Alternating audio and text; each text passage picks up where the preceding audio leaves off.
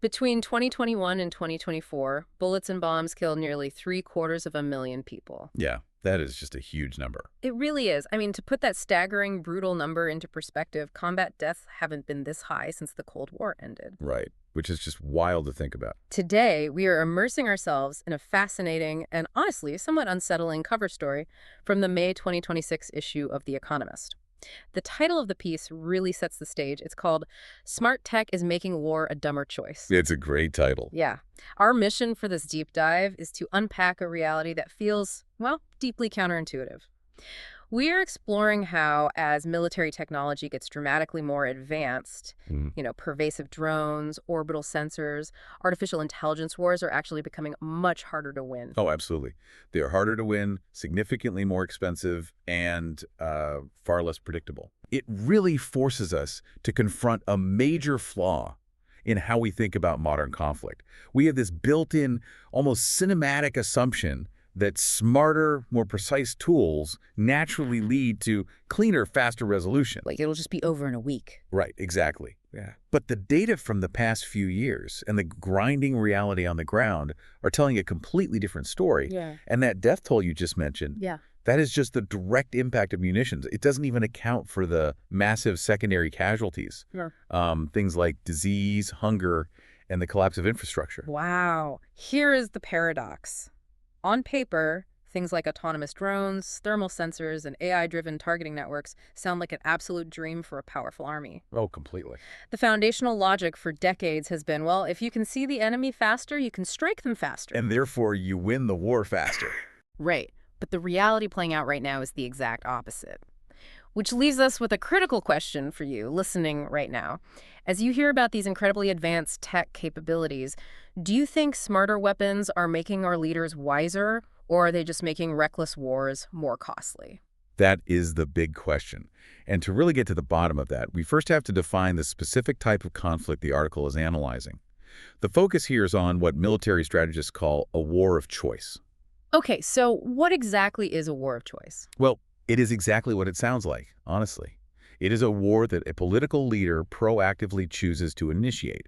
Usually this is for geopolitical leverage, regime change, or ideological goals. So not self-defense. Exactly. It is distinct from a war of necessity, which is a conflict forced upon a nation by an immediate direct threat. The article uses two primary examples to frame this discussion. Russia's invasion of Ukraine and the United States' recent war in Iran. In both of those cases, heavily armed nations initiated conflicts fully expecting their technological advantages to deliver a specific, manageable, and rapid outcome. But, I mean, the technology completely upended those expectations, turning rapid invasions into grueling traps. So let's explore the physical realities of why that is happening. Let's do it. The first major battlefield truth the article highlights is visibility. It turns out powerful armies absolutely can see a lot more with all this tech. They can see everything. Yeah, but the catch is their own soldiers and vehicles are also incredibly easy to find. This introduces a very terrifying fundamental concept of modern combat that the article refers to as the kill zone. Yes, the kill zone is arguably the defining feature of the modern battlefield. We need to understand how it actually functions mechanically, because it isn't just one weapon. It's a network, right? Exactly. It is an overlapping, continuous network of observation. You have commercial satellites taking optical photos, you have military satellites tracking radar signatures, and you have thousands of cheap, battery-operated drones providing constant video feeds. Just everywhere. Everywhere. And when those sensors are linked together, they create an area where absolutely any movement is immediately detected. And because it is detected in real time, it can be targeted by artillery or strike drones within seconds. Yes. Troops caught in a kill zone aren't just being watched. They are caught in a closed loop of continuous targeting. Think about how wars used to be fought. I mean, for most of human history, warfare was essentially a massive, deadly game of hide and seek. Right. An army could secretly move 10,000 troops through a forest, or build up an entire armored division under the cover of bad weather, and then launch a massive surprise attack. You just can't do that anymore. No. Today, playing on the modern battlefield is like playing on a glass chessboard. Or, more accurately, a monitored trap. The article cites the staggering realities of Ukraine's front lines to illustrate this. Human soldiers are forced to move in tiny, dispersed groups of 2 or 3 just to survive the journey from one trench to another. Yeah, it's brutal. And because exposing a human is almost guaranteed to draw fire, ground robots are increasingly being used to evacuate casualties and deliver basic supplies, like food and ammunition. And this total lack of secrecy completely disrupts a foundational military doctrine known as maneuver. Maneuver. Yes. Maneuver warfare is a concept that centers on using movement, shock, and surprise to attack an enemy's vulnerable points. The goal is to outsmart and outpace the opponent. So breaking their defensive line. Exactly, causing their forces to collapse from confusion. It is the philosophical opposite of a static trench-style battle, where armies just grind against each other head-on. Wait, if I literally cannot hide my troops, and every single tank or armored vehicle is tracked from orbit the moment it turns its engine on, I don't understand how armies move at all. Does this mean maneuver is completely dead? Like, are tanks obsolete? Well, that is the immediate instinctive conclusion many people draw. But the article strongly pushes back against it. What's fascinating here is that war is, at its core, a ruthless Darwinian environment. It forces adaptation. Precisely. The author points out that we shouldn't fall into the trap of hyping up drones to the point where we declare tanks obsolete or maneuver entirely impossible. Okay, so movement isn't dead. No. The real lesson is that armies must radically adapt their tactics to survive this new environment. They need incredibly realistic, grueling training to learn how to actively blind those enemy sensors. They have to fight back against the visibility itself. Yes. They have to master electronic warfare to jam drone video feeds, disrupt communications, and mask their heat signatures. They cannot just dig a deeper trench and wait. They have to learn how to operate invisibly within that glass chessboard. Man, that sounds like a logistical nightmare to execute under fire. Which raises a huge question for you, the listener, to consider. If everyone can see more of the battlefield, does that make war more controllable, or does it make it exponentially more dangerous? The evidence strongly points to it being far more dangerous. And the reason comes down to a false equivalence. Visibility does not translate to control.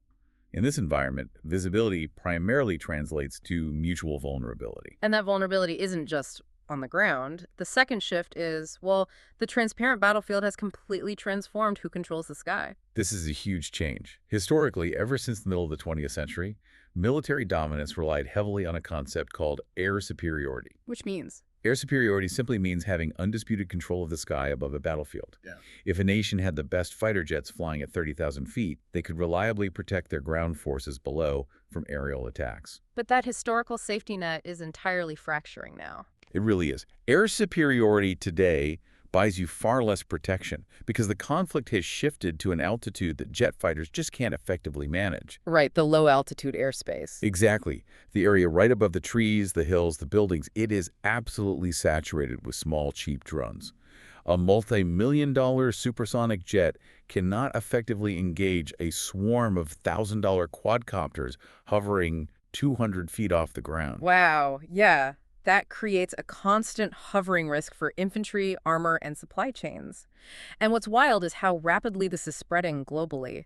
The article notes that we are seeing Israeli soldiers facing Ukraine-style drone tactics in Lebanon.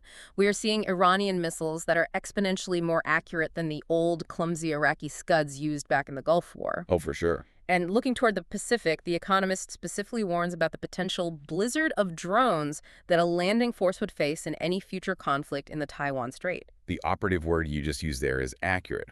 This brings us to the crucial role of precision-guided weapons. Let's define that. These are weapons like advanced cruise missiles, guided artillery shells, or explosive suicide drones that are equipped with their own onboard sensors and guidance systems.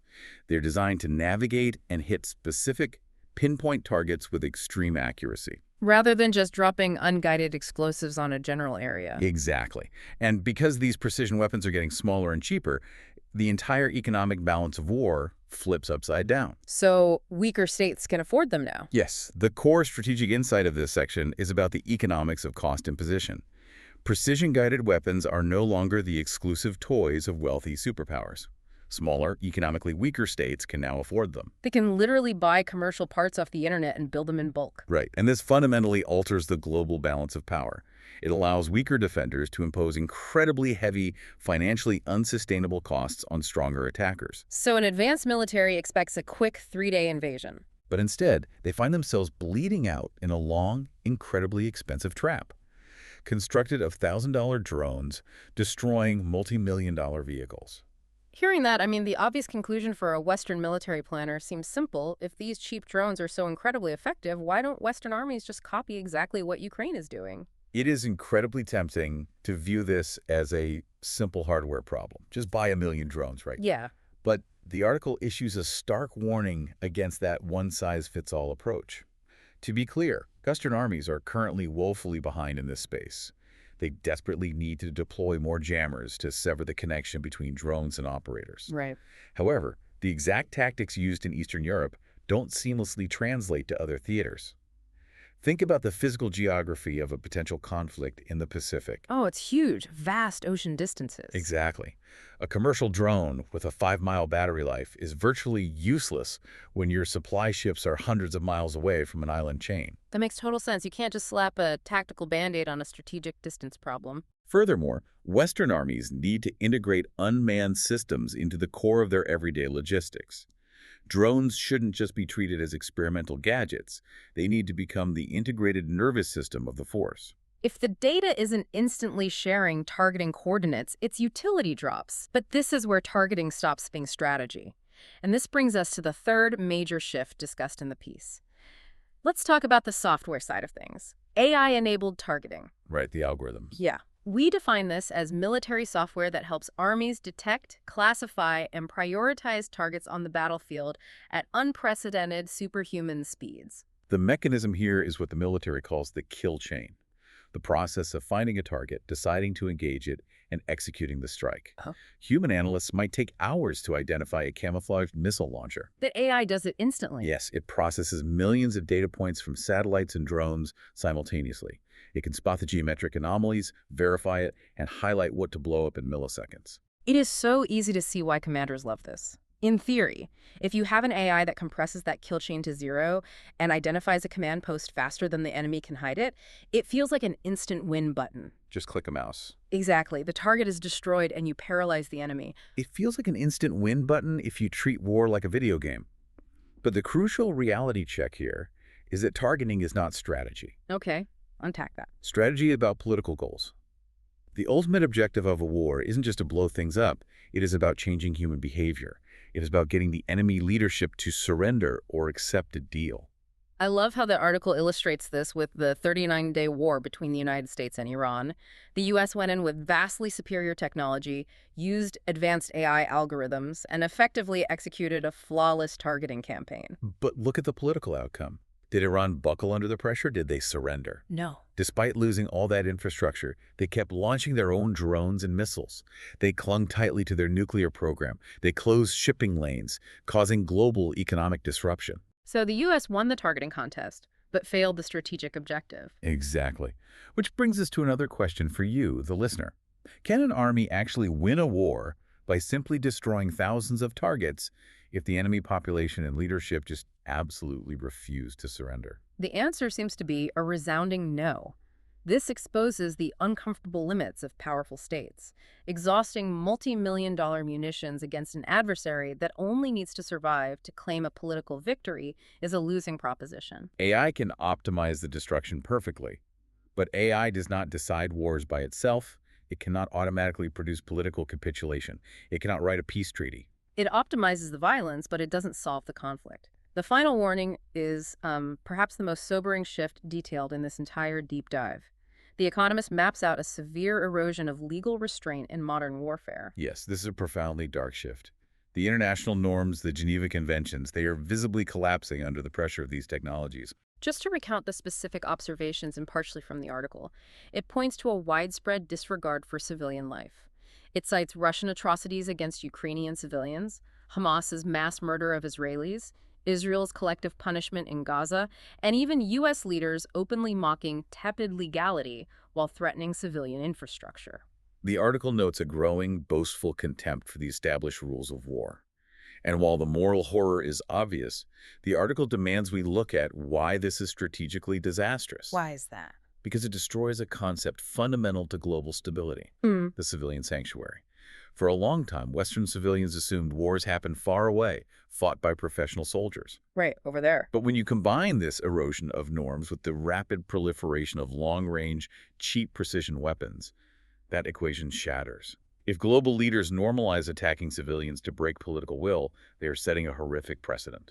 So the article warns that in future wars of choice, Western citizens will no longer enjoy that geographic sanctuary. Exactly. If you establish that striking civilian infrastructure is valid, and your adversary now possesses a fleet of cheap, autonomous drones capable of flying 1,000 miles, you haven't just won a tactical victory.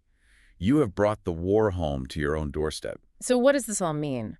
When we step back and synthesize everything, the core takeaway is unmistakable. The political promise of a short, clean, technologically driven war is a complete illusion. It really is. Smart technology absolutely improves the mechanical tools of war, but these advanced tools do not remove the brutal friction, the terror, or the public exhaustion of conflict. As you hear politicians talk about surgical strikes using new tech, you need to look right past that hype. Wars of choice, armed with the smartest technology on Earth, are vastly easier to start than they are to end. They are easily initiated by overconfident leaders, but almost impossible to neatly conclude. And that leaves us with a final, rather unsettling thought to explore. What's that? If cheap technology allows small states to indefinitely bleed out massive superpowers, and AI makes targeting incredibly fast but strategically hollow, could the entire future of global security depend less on who can build the most advanced trillion-dollar stealth bomber, and more on who can master the raw economics of producing the cheapest defensive drone swarms? Think about what that does to global power dynamics. What happens when a non-state actor with a hidden warehouse full of $500 drones can hold a massive, trillion-dollar economy hostage? It shifts the entire foundation of military deterrence. Thank you so much for joining us on this deep dive. Keep questioning the headlines, keep looking for the reality behind the technology, and we will catch you next time.